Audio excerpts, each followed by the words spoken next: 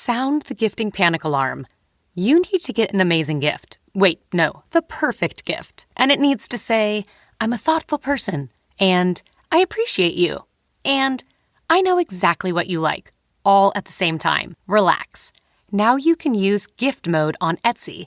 Gift mode on Etsy is here to take the stress out of gifting, so you can find the perfect item for anyone and any occasion. It's easy to find gifts made by independent sellers for all the people in your life, like the pickleballer, the jazz fan, the Zen seeker, the artist, or the pasta lover. From 90s nostalgia and mixology to reality TV and gaming, there's something for everyone on Etsy. A gifting moment is always around the corner. Whether it's a birthday, an anniversary, a holiday, or even just a day to say thank you, Gift Mode on Etsy has you covered. Need to find the perfect gift? Don't panic. Gift easy with Gift Mode on Etsy. From Wondery and Audible comes Class of 88, a new podcast hosted by Will Smith. Before 1988, a lot of people didn't take hip-hop seriously. But hip-hop today touches everything from film to fashion to sports. So what changed? Follow Class of 88 wherever you get your podcasts. When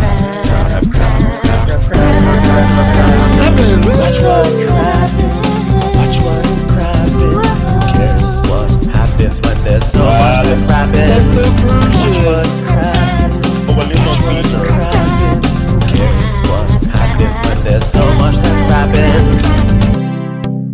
Hi everyone, welcome back. This is part 2 of a 2-part recap. If you're wondering where part 1 was, well, go check in the feed and be sure to subscribe so that way you always get your episodes. But enough of that, let's get right back into the episode. So then we cut to the girls' table, and Sheena's like dancing. She's like shimmying. She's like, so what do you think Schwartz and Lisa are talking about? And Lala goes, I love that you just asked that while you were dancing. She's like, yeah. It's just such a Sheena moment. Yeah, she is literally shimmying. And then we go, Good as Gold is playing. So that's the Trixie monocle so for the next scene. And we go to a music studio. And Kevin, a guitarist, and Landis, a singer from the 27s. Is it from the 27s? Is that a band? I couldn't tell. Landis from the 27s. There was some stuff on my screen that was obscuring it. And I was like, I'm just not going to, whatever. It's person 1, person 2 for me at this point. Well, they're from the 27s, so I can see them right now. They just posted a picture of them with our Sheena. So there you go. Wow. So the girl, let's see. So Brock. And she goes to see these guys, and of course Brock's with her. And she's like, oh my God, so this is amazing. Because like the first emo night I went to, I was like, DJ, can I emo? And then he was like, what if you and Ariana did this together? And then they were like, hell yeah. But then like Katie was there. So I was like, Katie, do you want to do it too? So then we all like did emo night together. And Brock, meanwhile, was like, wow, I'm feeling very American right now. This is the first time I've been in a music studio. I was like, is that an American thing? Is that like 407 years ago? In other countries, they just dance to sound effects. I'll always remember this. I'll always remember the 1776 Congress when they signed the Constitution and then said, now let's make this a song. They pulled out their pipes, put some paddings on the wall. I'll tell you how that Liberty Bell cracked. It's from the good music. One of George Washington's most famous quotes is, sing it, sister.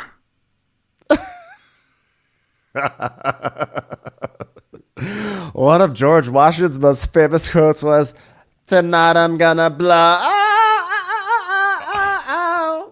Yeah, that song's a cover.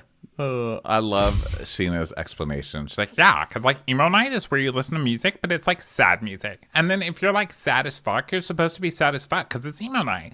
But like you're sad as fuck in a happy place, but you're also with your friends who are also emo. You know why? Because it's emo night. And one time I did emo night and there was like a DJ there. And then I was like, should I DJ? And then they were like, you should DJ. Remember Brock? And Brock's like, oh my God, I do remember. I was there.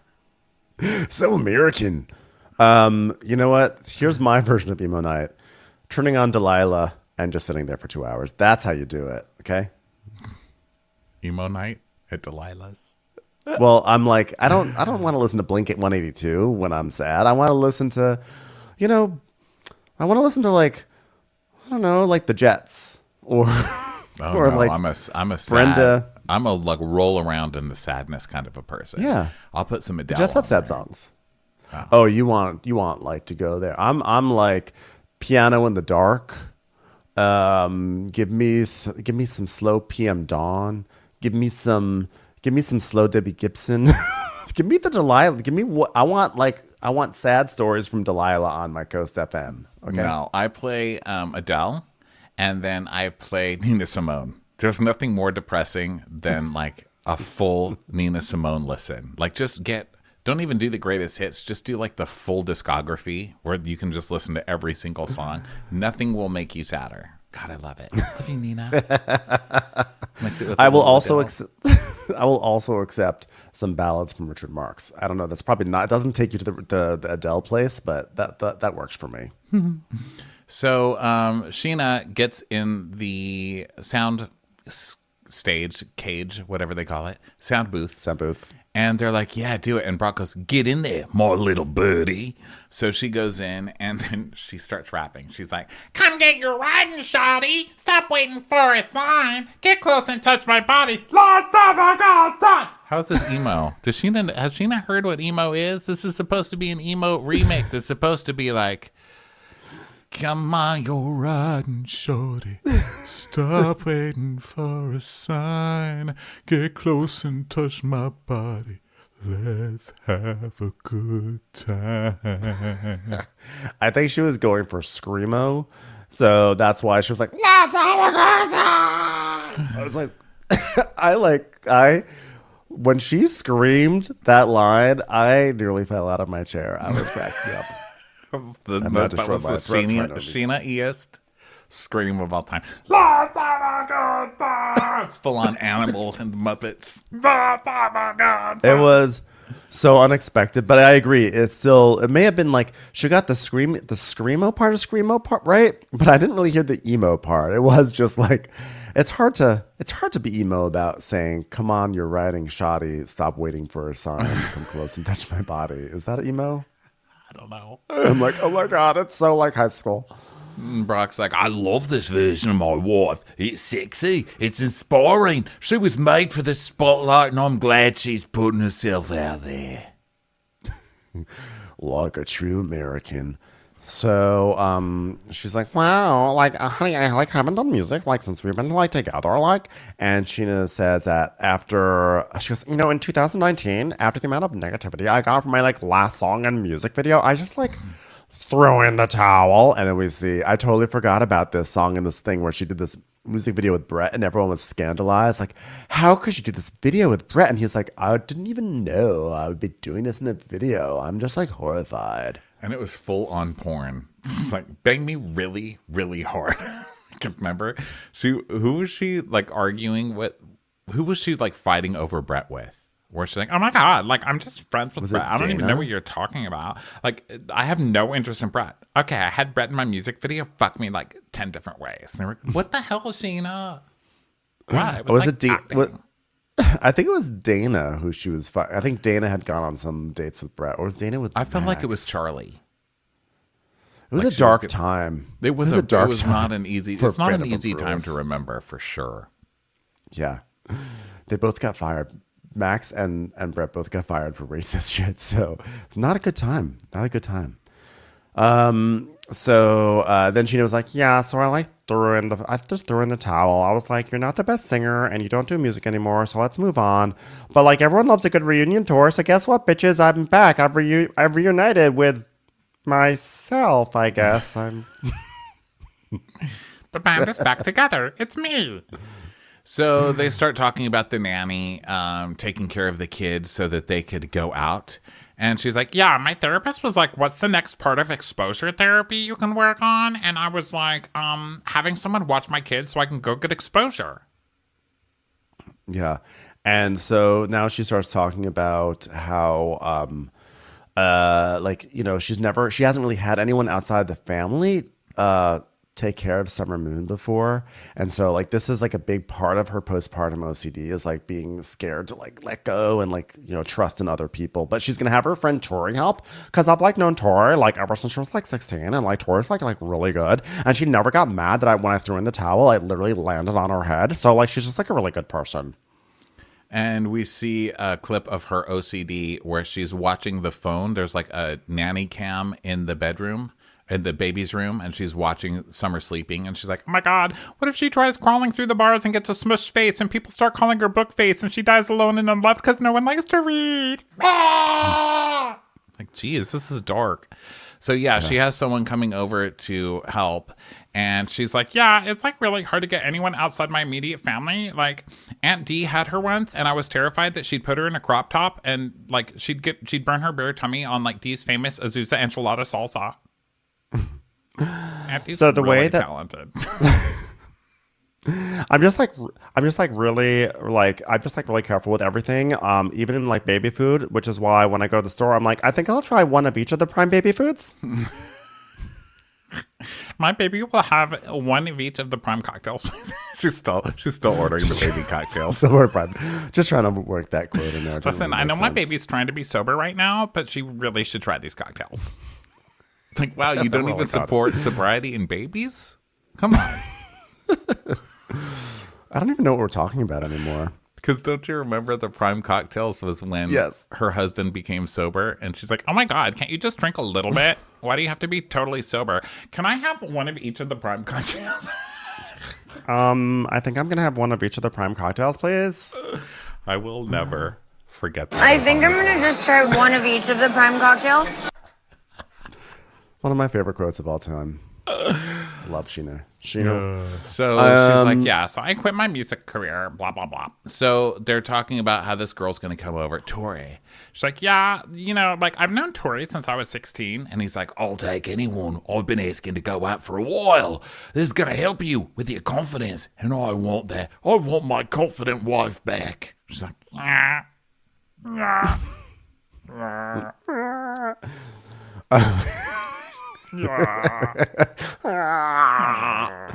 She's dancing. She's like, So now we go to Sandoval, and he is meeting up with Tom Schwartz. And he's like, oh, what's up, dude? I brought you a gift. And we find out that Sandoval is not drinking right now. So he says that one of the catalysts for getting sober was because Raquel was going away to a facility and like I knew she couldn't drink. And like the last thing I was going to do was like be drinking also and like going out. So like while she's there, I figured like we could do it, you know, together, like once she got out. I'm like, well, there is, I'm like, sure. I'm like, I guess. I don't know. This seems like a strange choice for him. I don't believe him at all. I think this is all calculated to get pity. It's like, well, I gave up drinking for her because she had to go through it, so I'm going through it too. I don't believe it. So Schwartz is like, you know, I feel like you've like kind of become a mythological creature, like a Krypton. I mean, it's kind of good to see you, I guess. How was your trip? And he's like, oh, they ran us so hard. It was so hard, bro. It was the hardest thing I've ever done in my life. He's like, did you cry? Must have been more fun than dealing with shit at the bar. Yeah, and he's like, I know there was like collateral damage, and I'm like, really sorry, Schwartz, but like I can feel that you're like angry at me, and like I literally just bought you shoes, so you shouldn't be angry anymore. Like I like fucking had to tour and stuff. Like my bank account was like literally overdrawn. So he's saying that Ariana hadn't paid any bills for literally 8 months, man. And he's like moving $1,000 from this account and $500 from that other account just to pay the mortgage. So and then that means she was not paying the bills long before any of this happened. I don't know that I believe Tom. He's a big fat liar. When he went on that Nick Viall show, Nick was like, bro, you're late because Tom overslept or whatever. He was with a friend. He didn't show up to the thing. They had to call him like 10 times. And he didn't show up till like half an hour late or something. And then Nick's like, wow, were you going to apologize for being late? And he goes, are you going to apologize for being late to my podcast? Because you were like 2 hours late. It's like, no, I wasn't. Yeah, you were. You didn't even show up until like 6. You were supposed to come at like 5. So he's going on this whole thing like, you're such a hypocrite. You didn't apologize to me. And then the assistant or whatever, the co-host, sorry, no disrespect intended, whoever, looks up the text and she's like, well, he texted me saying he was done at 6 and at Whole Foods. So I mean, Tom's just a fucking liar. It's a long way of saying Tom's a liar. I don't believe him. Yeah, I don't believe him. His credibility is shot. So then he tries to do the Heather Gay thing. He goes, I've been pretty much paying for everything out of my accounts. Mortgage, gardener, cleaning, utilities, everything. I was like, not as good. Didn't do it as well as Heather. And he's like, it's just kind of like pulling teeth to get like Ariana to pay me back. Where's your money, she's sir? paying you back. Yeah. I would say that that's paying you back pretty well, actually. Like what? Like, I'm sorry. Like this, something is not adding up. I understand that he had to take out a loan against the house to get the bar up and running, but he's also like, he should not be living like paycheck to paycheck. Like there was some mismanagement on his end. That's what this sounds like to me. And he's also sort of paying for glossing his over that. band. They're not making any money. Oh yeah, well there's that too. So that's where the mismanagement is, because like that band is way too big. He should not be. He's paying for that band. What he's paying for is his ego right there, because that band is a cover band. They're not even making original music. And on top of that, like you're paying all that money for that band just that way you could live your rock star fantasy, and you're driving yourself into debt, and then you're blaming Ariana for it. No, that doesn't work for me.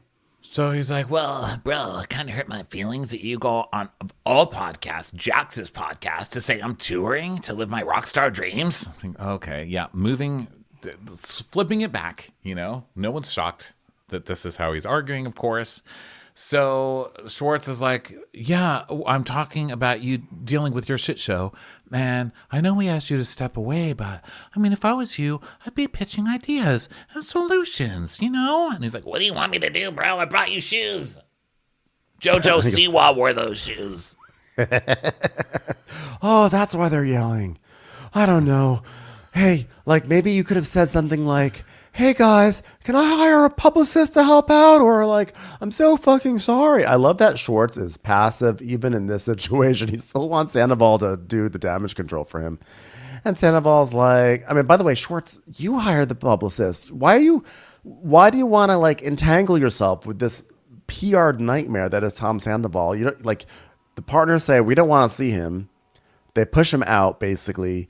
And then you're like, will you hire a publicist for me? You do it, Schwartz. well, I think his point is that they're still paying Tom. Like Tom is still an active partner in the pay department. He didn't just give up all financial rights to that restaurant. So Yeah, even though I he's guess not I allowed see. to come in and upset the customers, he should still be doing something. He can't just like leave and drop the restaurant and then just sit back and wait for everybody else to make it profitable. He needs to at least be there in the off hours, cleaning or doing a dish, doing something. Or I guess what Schwartz is trying to say is like, yeah, like they don't want you coming into the restaurant because you're right now. That's bad for our business. But like what you should be doing is thinking about what you can do to get back into the restaurant and how you can fix this and help fix things for everyone.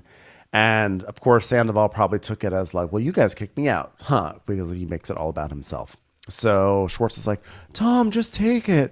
All you should be saying is, I'm sorry. That's all you need to say. I'm sorry your feelings are hurt. I just care about the business. I put $500,000 into it. You should be saying, I'm sorry. It's like, no, I do care. I care about it. But it didn't seem that way. It didn't seem like you gave a shit, to be honest. Ah, I'm a baby. So now the conversation is who's going to go to emo night and who's going to Tom's birthday. And neither of those things sound great. I have to be honest. I choose nothing. And Schwartz is like, well, Sheena did extend the olive branch at emo night.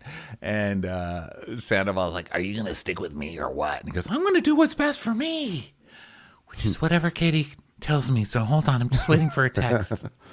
What's best for me? Could someone tell me? Hey, Sandoval, what's best for me? From Wondery, this is Black History for Real. I'm Francesca Ramsey. And I'm Conscious Lee. What do most people think about when they hear the words Black History? Rosa Parks, Reconstruction, MLK, February, Black History Month. Exactly. There are so many stories of Black history that we just are not really talking about or thinking about, especially outside of February. And we are about to flip the script on all of that. Because on this show, you're going to hear a little less In August 1492, Columbus sailed the ocean blue. And a little bit more. She is a heroine to some. As a fighter for black rights, she is a villain to others. Follow Black History for Real on the Wondery app or wherever you get your podcasts. Listen everywhere on February 5th, or you can listen early and ad-free on Wondery Plus starting January 29th. Join Wondery Plus on the Wondery app or on Apple Podcasts. Academy is a new scripted podcast that follows Ava Richards, played by HBO's Industries' Myha'la Herald, a brilliant scholarship student who has to quickly adapt to her newfound eat-or-be-eaten world. Ava's ambitions take hold and her small-town values break in hopes of becoming the first scholarship student to make the list. Bishop Gray's all-coveted academic top 10, curated by the headmaster himself. But after realizing she has no chance at the list on her own, she reluctantly accepts an invitation to a secret underground society that pulls the strings on campus life and academic success. If she bends to their will, she'll have everything she's ever dreamed of. But at what cost? Academy takes you into the world of a cutthroat private school where power, money, and sex collide in a game of life and death. Follow Academy on the Wondery app or wherever you get your podcasts. You can binge all episodes of Academy early and ad-free right now by joining Wondery Plus. It's time for a commercial. It's time for a Crappins commercial. So now we go to Brock and Sheena at home. So this is like the big thing. So Sheena's getting, she's going to be leaving her child in someone else's care, which is a significant thing. And, we're making jokes about like the baby food and crop tops, whatever. But this is it's a hard thing. It's a really hard step. And especially because she seems like she's really in the throes of this postpartum OCD, which is really, really, it's serious. And so Tori comes over, and Tori, in case you didn't know, Tori was an actress. Tori's like, hi, how are you? Summer moon, I dreamed a dream. So good to be here.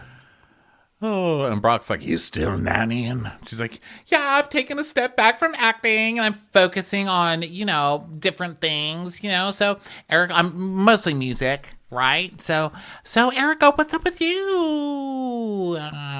She's like, mom's got a torn radiator cuff. She goes, yeah, we just need someone to basically put Summer in her crib. Okay, that's all we need from you. So that's it. So you can work on your music or whatever, but then just put her in the crib because my mom's her rotator cuff isn't rotating right. It's like a serious thing, Tori. It's serious. Have you ever seen a cuff that can't rotate? And you're like, why can't this cuff rotate? That's basically my mom right now. It's just a cuff that's stationary, and it's really hard on all of us right now. And Brock's like, yeah, with Sheena's inability to let things go. It's could you be a little bit more delicate about your wife? He's like, yeah, she just can't let fucking things go. That's she's in the throes of this, something that's kind of out of her control too. And she's like, that's not what it is. And he's like, oh, all right, OCD. And he's like, why'd you get so triggered? She's like, because she's not everything, and I'm not just gonna leave her with anyone, okay? Like I said, let's start with Tori because I'm comfortable with that, okay? Please. And so Erica's like, baby steps, Brock. We're just taking baby steps here. So Brock's like, I've been the one wanting this. Why are you getting mad at me? And he tells us he misses his wife having good days because before they had their kid, they were a juggernaut of just having fun. It's a real juggernaut of fun. That's what we were. We're like Americans in a music studio, just a juggernaut. But now for Sheena, day-to-day simple tasks become overwhelming. And that's what a lot of life is like. What if? I mean, this is Sheena. Day-to-day tasks are monumental. It's Sheena. That's just Sheena. I mean, that is how Sheena is. Oh my God. Are you kidding? I have to go to Target to get new placemats. First, I have to go all the way to Target. Then I have to park there. Then I have to go in there. Then I had to find the aisle for placemats. You know how hard that was? It was really hard. To be fair, also, you guys live in Marina Del Rey, so any task you need to do is going to be about 45 There's minutes longer than anywhere else. There. There's nothing. You have to drive. I mean, unless your task is going to the Cheesecake Factory, you're fucked. It's true. Unless your task is taking a little booze cruise around that port there, then you're fucked. Okay? Because guess what? You know what's out there? Traffic. Traffic and random like mini highways and like a cheesecake factory. Sea Valley people, we'll shit on other neighborhoods. Just wait. Just have to give it some time. Okay? So then Erica's like, listen, Brock, sometimes you just need to validate Sheena's feelings. And he's like, oh, well, she's got two of you validating her feelings right now. And by the way, throughout this fighting, Tori is just staring straight ahead like she is traumatized. Like she's been through this a million times. Like, oh my God, they're fighting again. She's just doing that like, I'm staring at a mental wall right now. I'm staring at a mental wall. Tori's like, put it into your art. Put it into your art. She's like, make a bridge out of this. So basically, Sheena and Erica are like, fuck you, Brock. Stop minimizing what like Sheena's going through, right? And Brock's like, I'm just saying, I'm so sick of this. And Erica's like, I raised two daughters who don't need anything from me. And yes, do you guys need my help with Summer from time to time? Yes. Do I have a broken rotator cuff because of it? Perhaps. Did that little brat break my rotator cuff? Did my cuff rotate before you guys started unloading your baby on me every day of my life? I just love that all. Like, you guys, I've raised two children who need nothing from me except to raise their children. Which I'm doing here every single day. I don't want to, I'm not going to say that this rotator cuff is something that's a big deal, but what I will also say is imagine playing Wheel of Fortune and you go to spin the wheel and the wheel doesn't spin. Okay, just want to put that out there. Okay, so if anyone wants to get me a Tylenol, I'd appreciate it. I mean, price is wrong, am I right? Because I'm never spinning that wheel either. Do you know how many wheels on television I'm never going to be able to spin? I mean, have you ever gone on the match game and not matched? That's kind of What if you played Who Wants to be a Millionaire and everyone in the audience said, not me? That's my rotator cuff right now. So Sheena's like, yeah, basically. And Sheena's like, well, what Brock is saying, Mom, is that like I always have to ask for your opinion on everything, and it's like a hindrance to him. And she's saying, you know, she just wants to get to a place where she's not freaking out all the time too, you know.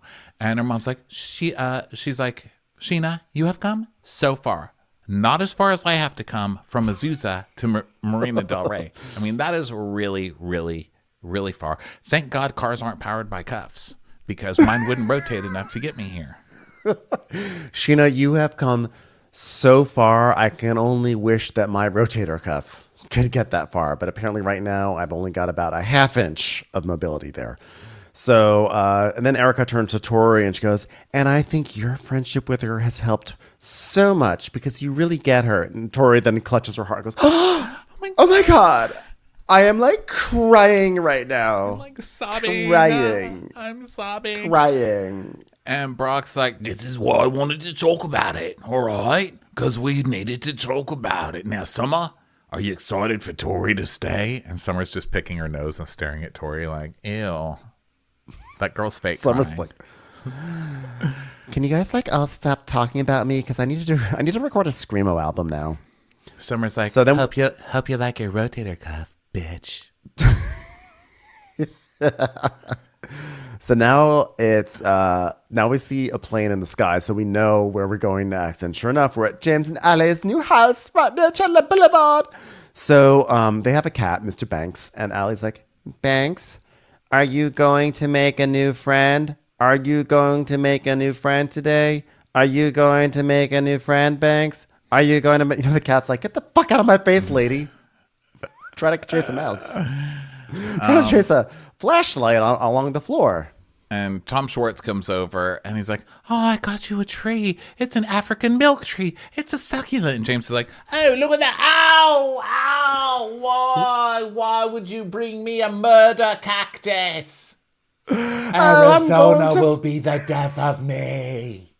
No wonder why he thinks his dog is going to get all, you know, stabbed to death by cacti, because he holds the succulent for 1 second and is already pricked. I just think it's so poetic that he was just complaining about that cactus-infested state of Arizona, and then Schwartz brings him a cactus immediately. I'm going to fall into a slumber that can only be broken by the kiss of someone special. Oh, no, I'm actually still awake. I'm awake.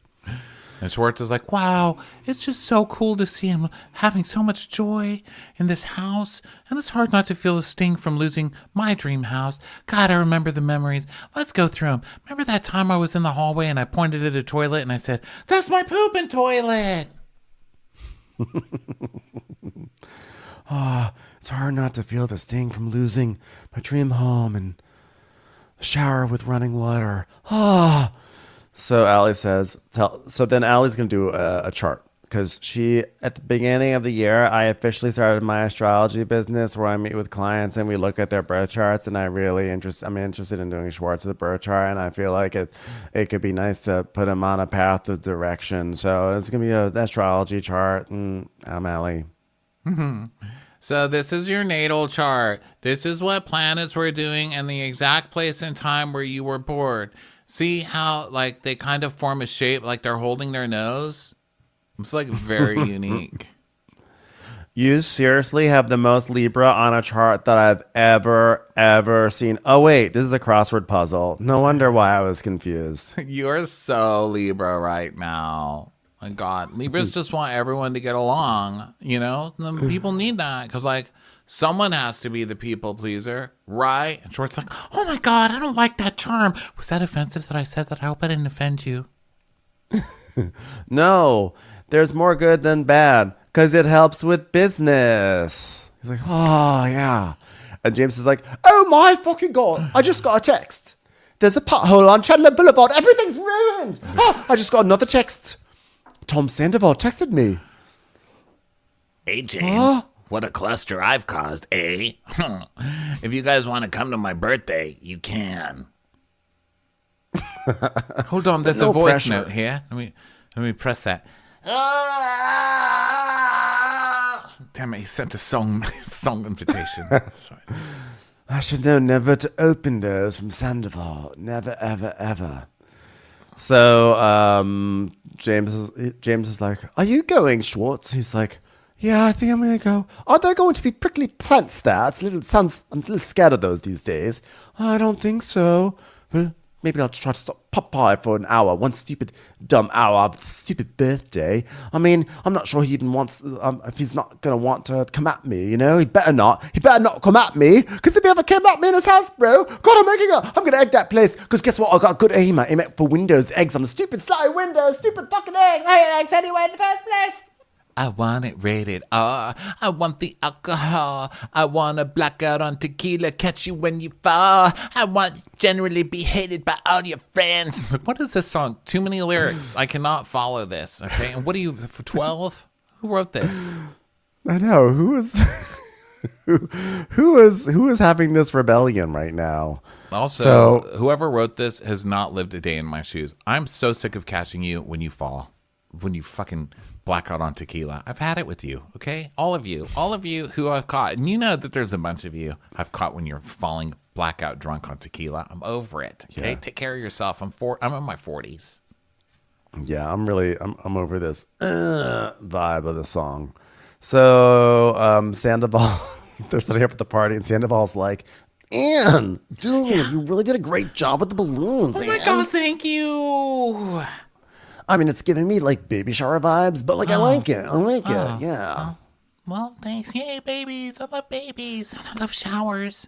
Those are good. You could use one of those. You should take a shower. I would be so proud of you. You can do it. I like that you like drew actual emojis on the balloons. Like, that's really cool. Yeah, I don't think you expected them to stretch as much as they do, but like it was a good effort. Okay, thanks. Thumbs up, or is that a thumbs down? Can't really tell. Uh-oh, there they go. There they go. Oh my God. All right, she's in a thumb vortex. All right, I'll see you in 15 minutes when you sort that out. Oh. So then he walks off while she's like thumb worrying herself, and then we get another song. Baby, wanna rock? I'll take you to the show. She does a line. She wants a little mo. 27 Club. Feeling just fine, coming in sweaty for a good time.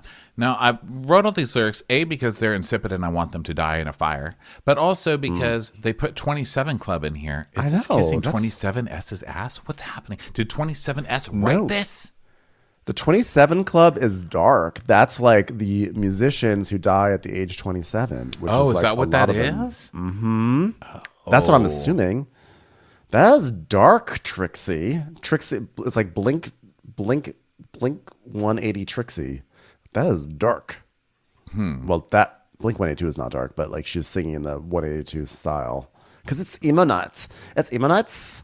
And Ariana and Katie are like doing makeup for it because they're gonna do some emo stuff. And then we see James and Allie, and James is like very nervous about this birthday party. And they're like driving up, and Allie's like, maybe we can turn around. I've never seen so much Libra in this car before. It's gonna blow. He's like, I'm not turning around. I'm not trying to mend anything with Tom. I mean, that's for sure. I have yet to hear anything he has to say to me. You know what I haven't heard? You want to come to a pool party, James? I haven't heard that. What's probably many pool parties have been happening there. So I'm not invited. He's like spiraling out of control. It's so sad. He still just needs Tom's approval at the end of the day. I know. He's still trying to like make this pool party mission. Like he's still trying to like bring it up to the same level as Ariana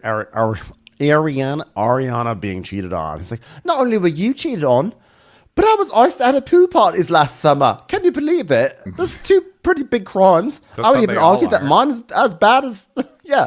It's like, sorry, the pool party thing, I don't know. It just doesn't hold the same weight. Yeah. Can you set the stage a little bit so people understand what happened?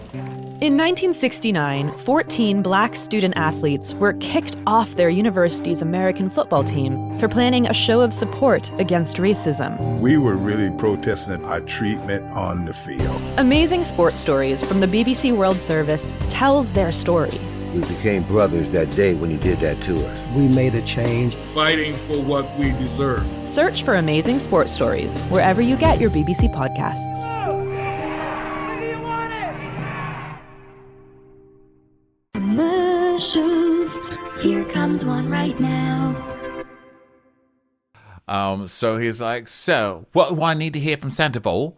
Very simple. Really sorry, what I did was absolute betrayal, but I'll work every day to come back from this. That's what I'm going to do. I'm going to work every single day to come back from it. So he's like, I do need an apology, and he needs to mean it. And then he goes, I mean, I haven't even seen the guy without a mustache in years. It's going to be weird. It's going to be weird. And then we get a flashback of, with the mustache.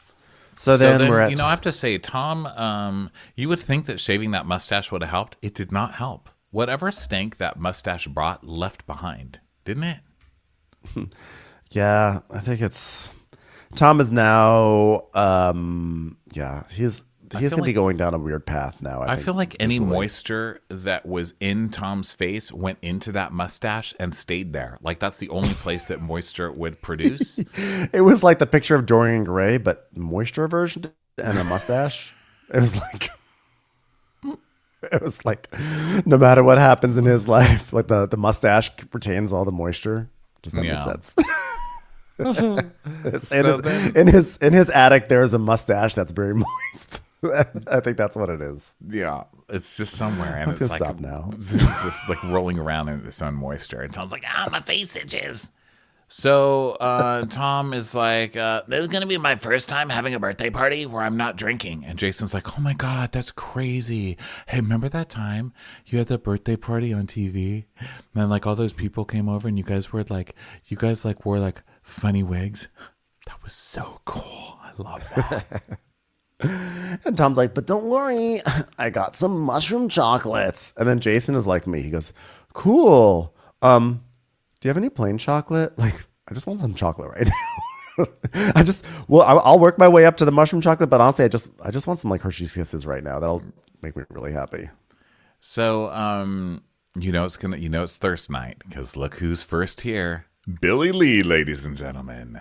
Billy Lee. And Kyle Chan. And then Kyle Chan. Yes, and Kyle Chan. So Tom Sandoval's like, wow, so I do still have friends. Oh, God. And next is a parade of loners at the lunch table. That's all I get. And listen, I was a loner at the lunch table. So these were probably people, I was one of these people one time. But wow.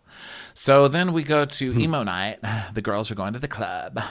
And Ariana's having a vodka Red Bull. And Katie's like, that's a vibe.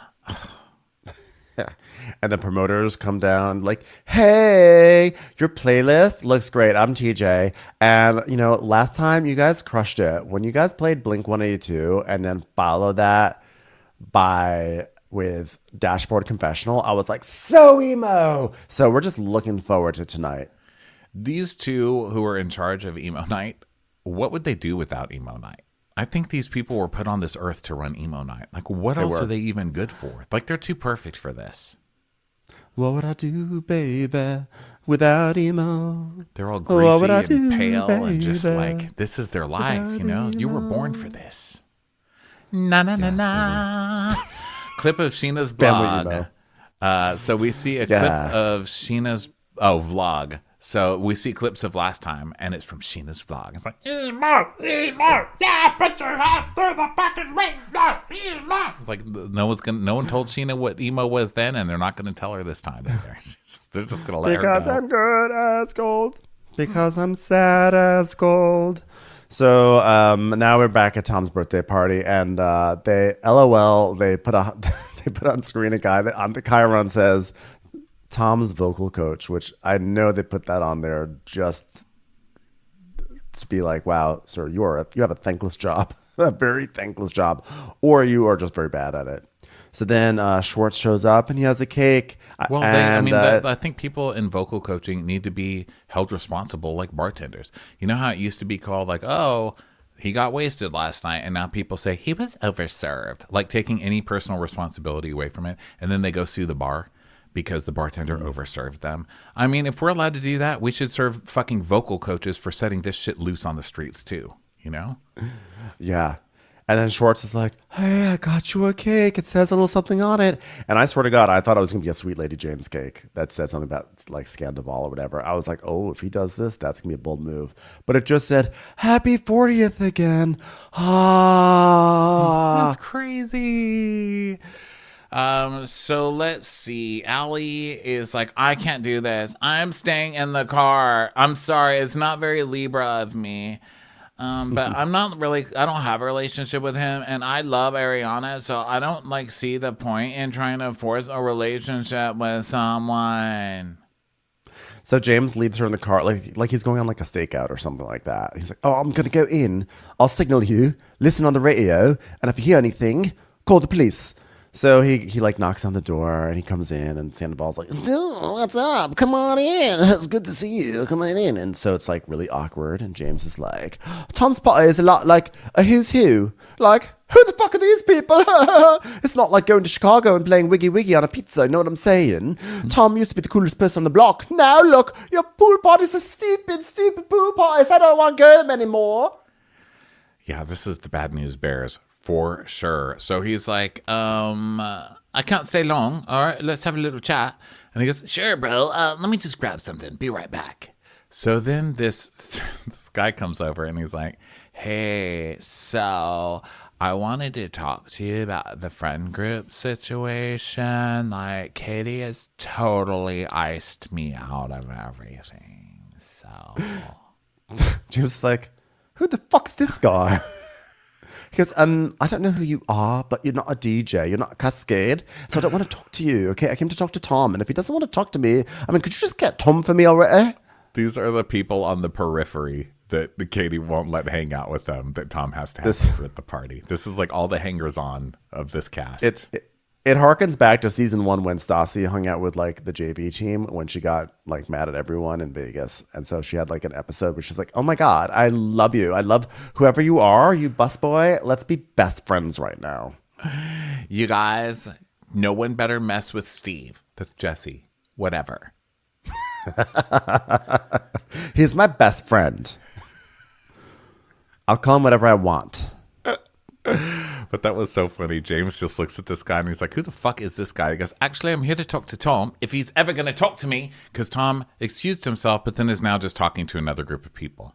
So Brett's like, his name is Brett, apparently. He's like, I'm going to go and tell him that for you. So he goes to get him. He's like, just don't ice me out of the group, bro. Promise.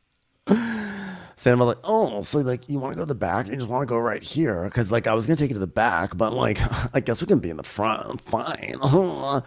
So like, so how's your new house? Have any luck being able to record any podcasts in there? Are there too many planes overhead? He's like, oh, it's amazing. It's amazing. I can walk in the middle of the street, and it's actually a walkway. It's designed that way. Finally pulled the trigger. Phonograph behind your head. Is that what are those called, Ben? Phonographs? Is that what they're called? The Phonographs. Players with the big ears, with the big like a Victrola. Yeah, Phonograph. Victrola behind your one head. of those things. Actually, it's a white noise machine. Hold on.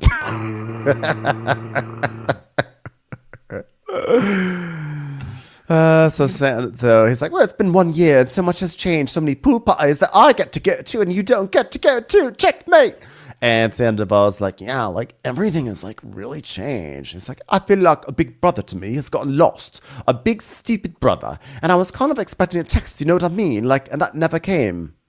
Yeah. Well, I apologize for that because, like, I should have sent you a text because, James, I was very overwhelmed. Okay. He goes, yeah, but like months, all right. And then I've seen you on Instagram. I mean, you're out there. You're fine. And then we see clips of Tom like sweating over at the crowd, like putting his hand out with like a neon lightning bolt going. Yeah. Tom, who just feels so terrible about Sandoval that he's got lightning everywhere in every picture. Singing songs about Rachel. You guys, he feels terrible. So buy the t-shirt. Like, yeah, seriously. He's like, well, for what it's worth, I'm sorry that I didn't reach out anyway. And by the way, that's worth a lot. And if you want to pay me cash for that, that'd be great because I got some bills to pay.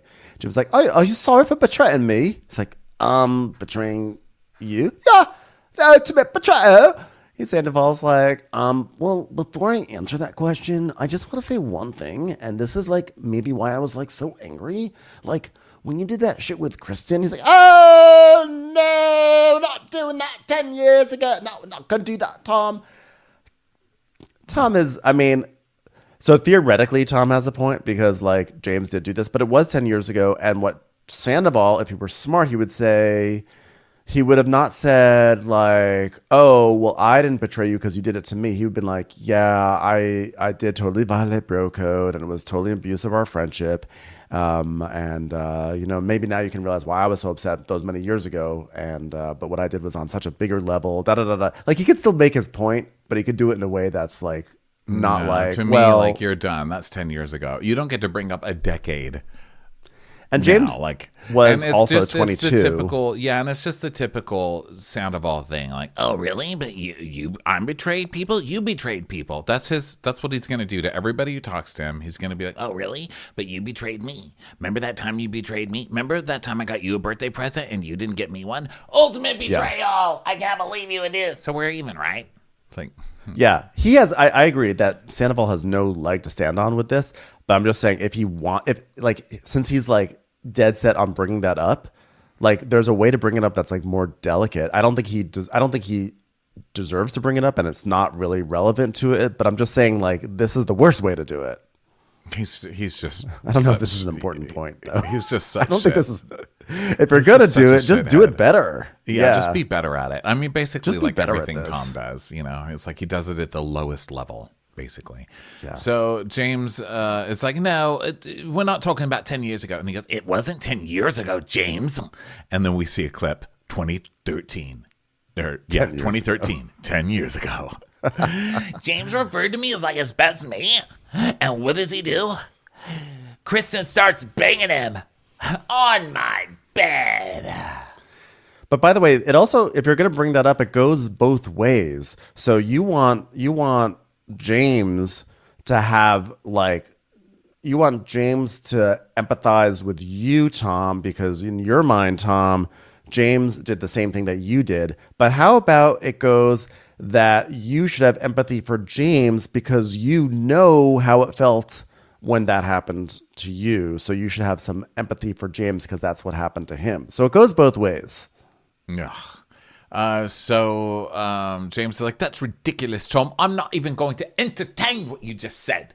And he goes, oh, that's very narcissistic of you to say. Thanks for stopping by, bro. So now he's going to just take the word narcissist, which everybody's been calling him, and just start throwing it out at other people. I mean, the ultimate and you are fighting, you know? Yeah. You betrayed me. You are. You're a narcissist. You are. I hate you. This chart is full of Libra. You are. You are. Tom wants to bring up the past. Tom wants to bring up the past, and I'm looking for an apology for the now. Nothing makes it okay for him to be lying to my face for 6 months. Outcast me from the entire group. Hashtag pool parties. Make me seem like I'm going crazy, all because he's getting his dick wet. So then outside, he gets revenge by pissing on his bush. And Ellie's like, it's not just his house, it's also Ariana's house. James. And he goes, it's illegal to piss on someone's bush. And she goes, James, no. She knows. She's been with James long enough to not even really try. She's like, James, no. Okay, well, he's peeing on a bush again. Yeah. I was a good boy. I didn't even throw an egg at his window. So, yeah. So that was the episode. Wild times on Vanderpump Rules. Always fun. Well, thanks everyone for being here. Thanks for listening. We appreciate you. Don't forget to get your tickets for either live or virtual for the Crappies, and don't forget to vote too. Go to watchcrappens.com, and we will catch you on the next episode. Bye everyone. Watch What Crappens would like to thank its premium sponsors. Ain't no thing like Allison King. Ashley Savoni, she don't take no baloney. Strolling the park with Caitlin Clark. She's not just a Sheila, she's a Daniela. Itchels. Aaron McNicholas, she don't miss no trickolas. She's never scary, it's the Green Fairy. Jamie, she has no last namey. Hava Nagila Weber. Know your worth with Jason Kurth. She's the wind beneath our Jennifer Wing. Sip some scotch with Jessica Trotch. She's always supplying, it's Kelly Ryan. Kristen the Piston Anderson. Let's give a kisserino to Lisa Lino. Megan Berg. You can't have a burger without the Berg. The Bay Area Betches. And our super premium sponsors. Somebody get us 10 cc's of Betsy MD. We're taking the gold with Brenda Silva. Let's get real with Caitlin O'Neill. Don't get salty with Christine Pepper. Can't have a meal without the Emily Sides. Nobody holds a candle to Jamie Kendall. She's not harsh, she's Jill Hirsch. She's a little bit loony. Junie. My favorite Murdo, Karen McMurdo. We love him madly, it's Kyle Pod Shadley. Let's go on a bender with Lauren Fender. We want to hang with Liz Lang. The incredible edible Matthews sisters. Give him hell, Miss Noel. She's the queen bee, it's Sarah Lemke. Shannon, out of a cannon, Anthony. Let's take off with Tamla Plain. She's quite the catch, it's Victoria Cotchett. She ain't no shrinking Violet Kuchar. We love you guys. Hey Prime members, you can listen to Watch What Crappens ad-free on Amazon Music. Download the Amazon Music app today. Or you can listen ad-free with Wondery Plus in Apple Podcasts. Before you go, tell us about yourself by completing a short survey at Wondery.com/survey.